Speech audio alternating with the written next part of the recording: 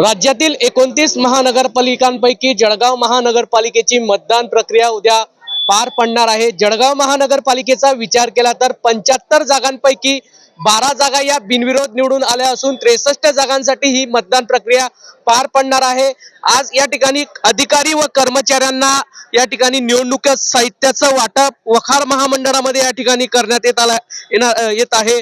जळगाव महानगरपालिकेचा विचार केला तर जवळपास एकूण 516 मतदान केंद्रांवर ही मतदान प्रक्रिया पार पडणार असून सकाळी 7:30 वाजेपासून या मतदानाला सुरुवात होणार आहे। जवळपास 3555 कर्मचाऱ्यांच्या या ठिकाणी कर्मचाऱ्यांच्या उपस्थितीत ही मतदान प्रक्रिया पार पडणार आहे। जवळपास 516 अधिकारी व पोलीस कर्मचारी या ठिकाणी नियुक्त करण्यात आलेले आहे। जवळपास 34,523 मतदार हे असून जवळपास 321 उमेदवारांच्या भाग्याचा फैसला उद्या हा मतपेटीमध्ये कैद होणार आहे। जळगाव महानगरपालिकेचा जर विचार केला तर सकाळपासूनच या ठिकाणी 7:30 वाजल्यापासून मतदानाची प्रक्रिया ही पार पडणार आहे।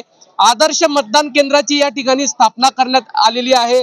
लाडक्या बहिणींना या ठिकाणी जवळपास विचार केला तर लाडक्या बहिणींसाठी देखील आदर्श मतदान केंद्र असतील, पिंक मतदान केंद्र असेल अशी स्थापना या ठिकाणी करण्यात आली असून उद्या मतदान प्रक्रिया ही पार पडणार आहे व प्रशासकीय यंत्रणा ही सज्ज झाली आहे।